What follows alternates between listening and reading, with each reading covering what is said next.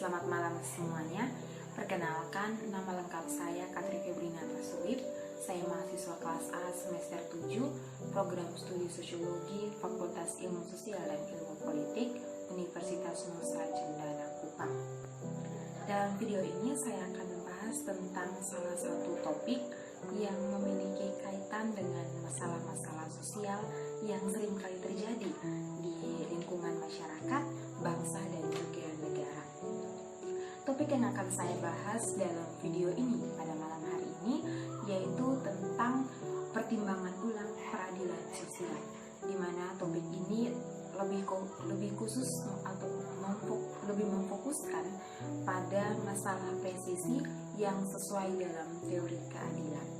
Nah, topik ini memiliki kaitan atau hubungan dengan masalah sosial, yaitu ketidakadilan sosial, di mana topik yang akan saya bahas ini bersumber dari salah satu buku yang berjudul Social Justice Reconsidered karya David Mappel, di mana dalam buku ini terbagi ke dalam 7 bab atau 7 pokok pembahasan yang mengkaji tentang peradilan sosial. Nah, pada pokok bahasan yang pertama itu tentang pengantar. Pada bagian pengantar ini ada beberapa hal yang akan saya bahas, yaitu yang pertama, masalah keadilan sosial merupakan salah satu masalah inti yang seringkali terjadi di tengah-tengah kehidupan masyarakat, bangsa, dan negara. Sudah seringkali kita mendengar tentang ketidakadilan sosial yang seringkali terjadi di mana-mana, baik itu di tingkat pusat, di tingkat provinsi, ke daerah, bahkan sampai ke pelosok-pelosok desa. Masalah ketidakadilan sosial ini seringkali kita temui, seringkali kita hadapi dalam kehidupan kita sehari-hari. Jadi masalah ketidakadilan sosial ini sudah menjadi salah satu masalah inti dalam kehidupan bermasyarakat, berbangsa, dan bernegara. Nah, hal yang kedua yang dibahas dalam bagian pengantar ini yaitu ada begitu banyak ahli yang berusaha untuk mencari dan merumuskan penjelasan-penjelasan yang sistematis tentang keadilan sosial. Dari penjelasan-penjelasan yang dikemukakan oleh para ahli tersebut, maka dapat saya simpulkan bahwa keadilan sosial adalah hak bagi setiap warga negara yang hidup bersama dalam sebuah negara. Dimanapun orang tersebut hidup atau dimanapun warga negara tersebut ada, sekalipun bukan di Indonesia, tetapi dia berhak untuk mendapatkan keadilan. Sebab ketidakadilan itu sudah melanggar undang-undang. Jadi dia berhak untuk mendapatkan keadilan. Salah satunya adalah hak untuk mendapatkan perlakuan hukum yang sama antara golongan atas maupun golongan bawah. Semua itu berhak untuk mendapatkan hukum yang adil dan setara. Seringkali kita melihat adanya tindakan-tindakan ketidakadilan antara golongan-golongan mayoritas dan juga golongan-golongan minoritas, atau golongan-golongan yang lebih dominan dengan golongan-golongan yang tidak dominan. Nah, ini seringkali kita temui dalam kehidupan kita sehari-hari, baik dalam lingkup masyarakat, bangsa, maupun negara. Nah, pokok pembahasan yang kedua yaitu tentang struktur dasar keadilan sosial. Pada pokok pembahasan yang kedua ini memiliki kaitan atau hubungan dengan kegiatan atau aktivitas ekonomi. Kegiatan ekonomi ini berkaitan dengan unsur keberuntungan dalam sistem pasar modern. Hal ini dapat kita lihat dari adanya distribusi pendapatan atau penyebaran pendapatan atau pembagian pendapatan. Dan yang seringkali menjadi masalahnya yaitu apakah institusi-institusi ekonomi yang ada saat ini mampu untuk memberikan apa yang pantas didapatkan oleh individu atau tidak. Dalam hal ini, bahwa ada kaitannya dengan gaji yang didapatkan oleh karyawan biasa dan para petinggi, di mana seringkali kita melihat bahwa ada ketidakadilan di sana. Para karyawan biasa, mereka bekerja secara full, bahkan terkadang mereka bekerja itu melebihi jam kerja mereka atau biasa disebut dengan istilah lembur. Mereka bekerja melebihi jam kerja yang seharusnya. tetapi gaji yang mereka dapatkan tidak sebanding dengan para petinggi perusahaan yang seringkali bekerja pun tidak pas jam. Seringkali mereka bekerja tidak sampai jam yang seharusnya. Masih 5 jam atau 6 jam mereka sudah pulang. Tetapi gaji yang mereka dapatkan lebih di atas dari karyawan-karyawan yang seringkali lembur.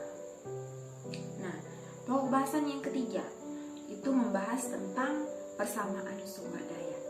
Menurut Ronald Dworkin, suatu bentuk kesetaraan secara substansif ada pada individu-individu yang merupakan dasar dalam keadilan sosial. Untuk bisa mencapai kesetaraan, baik itu dalam bidang sosial maupun bidang politik, maka kita harus menafsirkannya dari sudut pandang persamaan dalam sumber daya dibandingkan dengan persamaan dalam kesejahteraan. Sebab ukuran sejahtera bagi setiap orang itu berbeda-beda, sehingga sulit untuk mengukur kesetaraannya. Sedangkan jika kita mengukur kesetaraan dari segi sumber daya, maka kita bisa melihat dan memprediksikan ukuran kesetaraannya.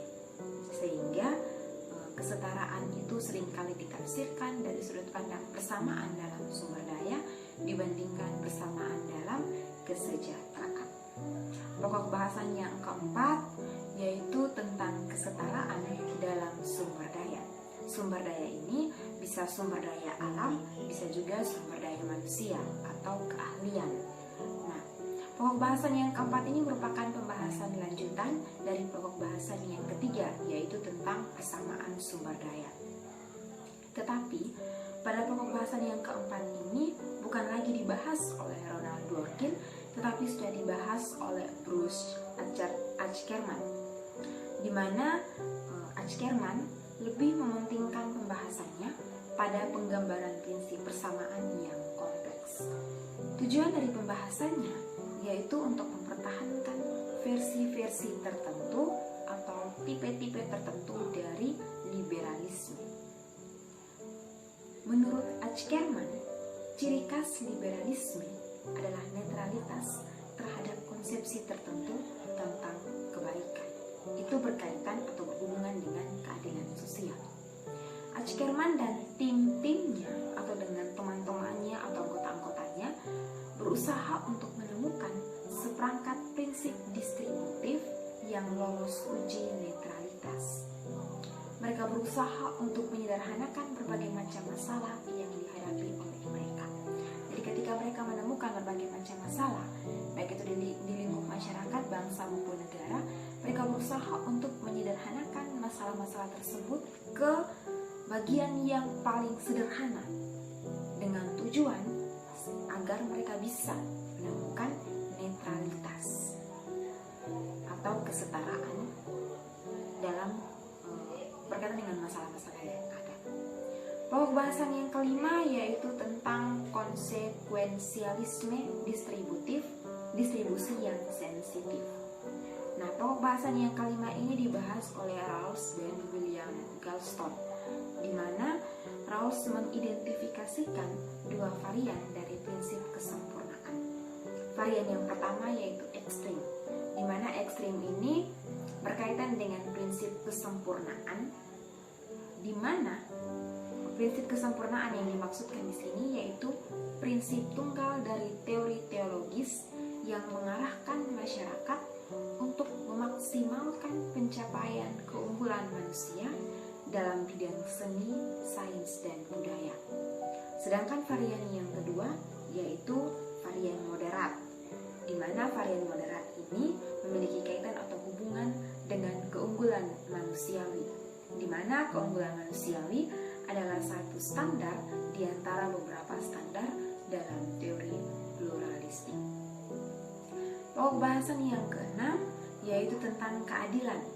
Pokok bahasan ini merupakan lanjutan dari pokok bahasan yang kelima yaitu tentang pluralisme.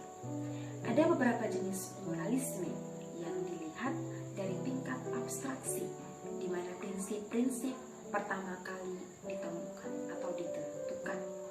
Salah satunya yaitu pluralisme akal sehat, di mana pluralisme akal sehat ini dicetuskan oleh David Miller dan juga Michael Walzer. Pluralisme akal sehat menawarkan tentang ajaran akal sehat bagi keluarga. Dan pokok bahasan yang ketujuh yaitu tentang kesimpulan, di mana pada pokok pembahasan yang ketujuh itu berisi tentang kesimpulan-kesimpulan secara umum dari pokok pembahasan yang pertama hingga pokok pembahasan yang keenam. Apa saja yang menjadi inti-inti dari pembahasan pokok pembahasan yang pertama sampai pada pokok pembahasan yang keenam itu semua dirangkum di dalam pokok pembahasan yang ketujuh. Dimana lewat topik-topik yang sudah saya jelaskan tadi, kita dapat memahami bahwa keadilan sosial itu merupakan salah satu hal yang sulit untuk dicapai, baik itu dalam kehidupan masyarakat, berbangsa, dan juga bernegara.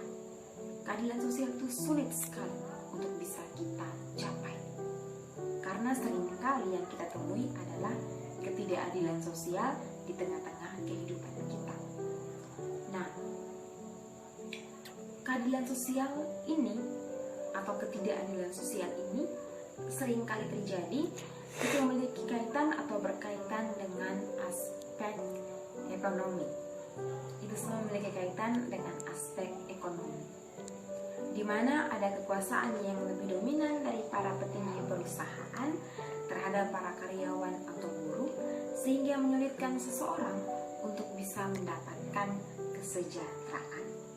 Itu yang seringkali kita temui dalam kehidupan kita sehari-hari, sehingga masalah ini perlu untuk kita analisis, perlu untuk kita kaji, dan kemudian perlu untuk kita temukan solusi atau penyelesaian dari masalah ini, sehingga dalam kehidupan bermasyarakat, berbangsa, dan bernegara kita dapat menciptakan kehidupan masyarakat yang memiliki rasa keadilan dalam kehidupan sehari-hari, sehingga ketidakadilan yang seringkali terjadi dalam kehidupan bermasyarakat, berbangsa, dan bernegara itu bisa diatasi atau bisa diselesaikan dengan baik. Nah, berkaitan dengan ini juga, maka harus ada penegakan terhadap regulasi-regulasi atau peraturan-peraturan yang ada, sehingga keadilan-keadilan sosial di tengah-tengah masyarakat itu dapat diperjuangkan atau dapat ditegakkan dengan berpatokan pada regulasi-regulasi atau peraturan-peraturan yang ada, dengan harapan bahwa keadilan sosial itu dapat tercipta di tengah-tengah masyarakat. Ini yang dapat saya sampaikan dalam video ini. Semoga apa yang saya sampaikan dalam video ini dapat dipahami dengan baik, dan kemudian apa yang saya sampaikan ini juga bisa bermanfaat bagi teman-teman semua yang menonton akan video ini. Sekian dan terima kasih.